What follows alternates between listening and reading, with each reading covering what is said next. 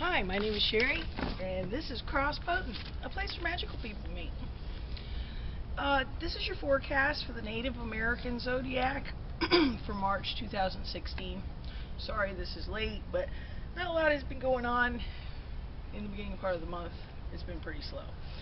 I'm going to go through this really quick, and I'm also going to put the compatibilities at the very end very quickly because I've had a lot of questions about the compatibilities between signs. Okay, the sun starts out in the sign of the wolf, which is very risk averse, and then on the 20th of March, the sun goes into the sign of the hawk, which is much more fiery and risky. So there'll be a shift around the 20th. Excuse me, I'm about to sneeze. A lot of pollen in the air. The moon, there's a new moon on the 9th in the sign of the wolf, and it's in eclipse. So this is going to be a much more powerful type of new moon, type of new beginnings on things. You might find that this is the start of something new in your spirituality. The wolf is often associated with spirituality. The full moon that was on the 9th. The full moon's on the 23rd in the sign of the crow. So you have the crow opposite the sun in the sign of the hawk. And they're opposites of each other, and this is air and fire opposition for this full moon.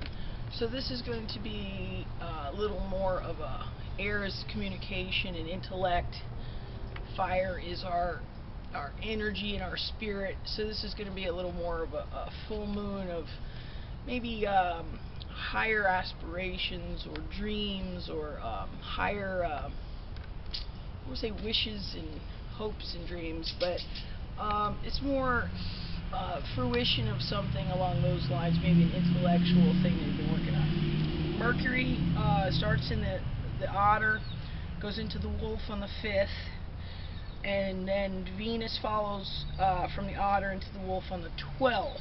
So this is going from the otter, which is a very social, kind of a little bit eccentric sign, into a much more sentimental, risk-averse sign, and that's Mercury, your communication, and Venus, your love.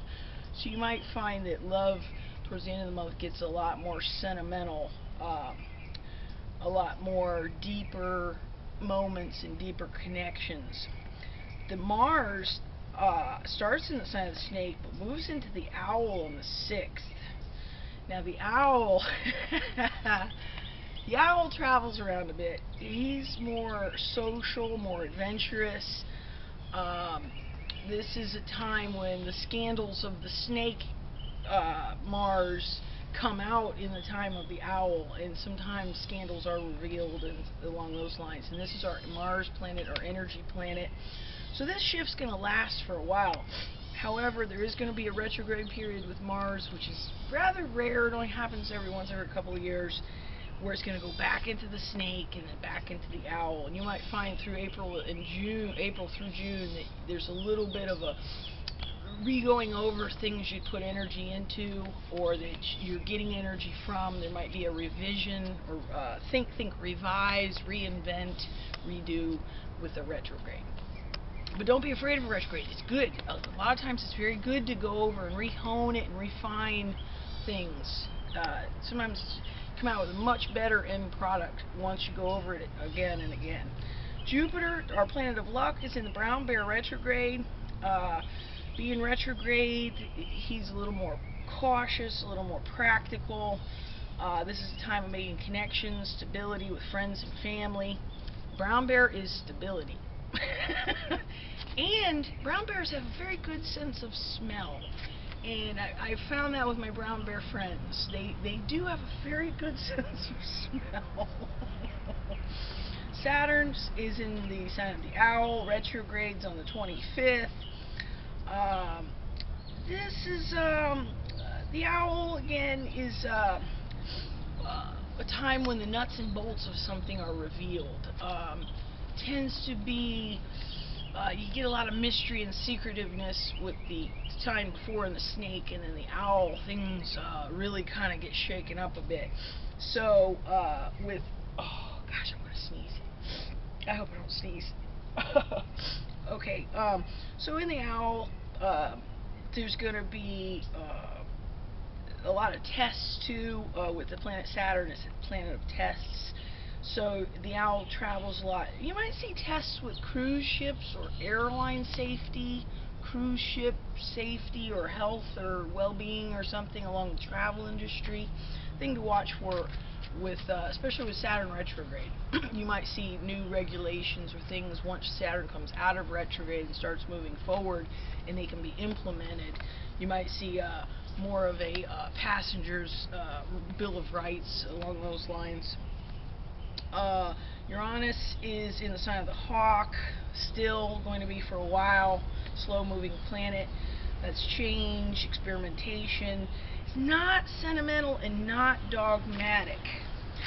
So as far as change and experimentation, it's very, very free-flowing and very open, very inventive. This is often associated with, think of chaos, I think shattering glass. Also, when you think of chaos, I kind of think of nuclear reactions. So that's what the planet Uranus reminds me of. So this is in a Hawk, the fire sign, which is movement and pioneering spirit and whatnot. And that planet's going to be, it's a planet of things that change, things that shake up in our life, that we need shaken up in our life. We need to progress and grow, maybe areas where we're not. This is a planet that will help us along, whether we like it or not sometimes.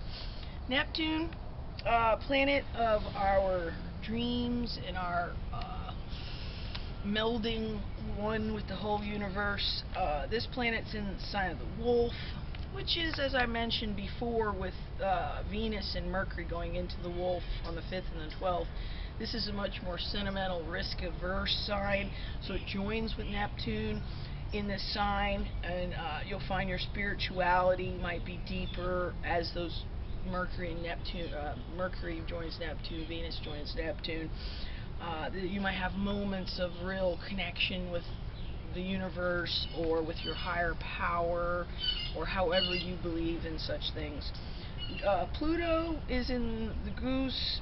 This is a purging of old ideas. Being in the Goose, this might be connected to the government or big banks or big institutions. It's going to be in the Goose for a few years, so this is a very slow moving thing, and you're eventually going to see a slow methodical changing of our financial system over the next, I think we got about 7 or 8 more years of Pluto in the Goose.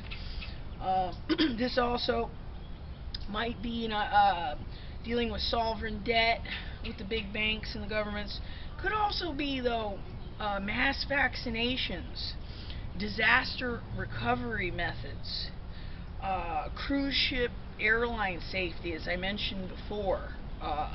This is a time when there's going to be a real purging of the older ways and older systems and older frameworks for seeing things. Okay, and that's the planets. I'm going to run down the major. Okay, I talked about the eclipse on the new moon. There's Jupiter trine Pluto on the 16th. This is where your good sense of smell, the brown bear, and your planet of luck meets up with the changing of the old guard Pluto thing I was just talking about, and there's a trine there. So this is a little bit of a harmonious time to really implement changes in your life, big changes like really redoing all your knickknacks in your whole houses, which I just did the other day. I was like, changed up the whole scene in my whole living room. It's a good time for that. Saturn is going retrograde on the 25th. I went over that. Jupiter is squaring Saturn the same time of the full moon in the Crow. And I don't think this is going to be too terrible for anybody, because the brown bear and the owl, even though they're square to each other, there is one can learn from the other. kind of idea between Jupiter and Saturn, I believe. Luck can learn from the tests, and tests can often be aided by luck. So I think this is, even though it's a square, it's not such a bad square. It's going to be helped with the full moon on, that's the 23rd. Okay, I am going to briefly go over the compatibilities. I'm going to try to make this short video. I can't make them too long. They take too long to load up. Okay, the Hawk, which is March 21st to April 19th, you're compatible with the salmon, the owl, and otters. The Beaver, April 20th through May 20th, is the woodpecker, the brown bear, and the goose. The Deer, the talkative deer, is May 21st through June 20th. I have a granddaughter who's a deer. She's so adorable. They're compatible with mostly with crows, otters, salmons, but they're so sociable. They're really compatible with a lot of other combinations too. Woodpeckers are June 21st through July 22nd. Snakes, wolves, beavers. Salmon, everybody loves a salmon. July 23rd through August 22nd. That would be owls, hawks, and deers, but also like otters and crows. They're a bit like the deer. They're very social and get along with everybody. The brown bear, the wealth of practical information. August 23rd through September 22nd. This is the goose. They're compatible with the goose, the beaver, and the snake. The crow, September 23rd through October 23rd. Compatible with the otter, the deer, the owl, and also the salmon, because everybody loves the salmon. Snakes, sexy snake, sexy but picky. October 24th through November 21st is compatible with the woodpecker, the wolf, and the brown bear. Often the goose too, because they like their ambitious nature. The owl, November 22nd through December 21st, is compatible with the salmon, the hawk, and the crow. The goose, December 22nd through January 19th, is compatible with the beaver, the brown bear, and the wolf. The otter, which is January 20th through February 18th, compatible with crows, falcons, and deer. The wolf, February 19th through March 20th, compatible with the woodpecker, the brown bear, and the snake. Okay, and if you'd like more videos like this, you can click the subscribe button for free, and you'll get an email update when I post another one. And I hope you enjoyed this Native American Zodiac for the month of March of 2016. Thank you.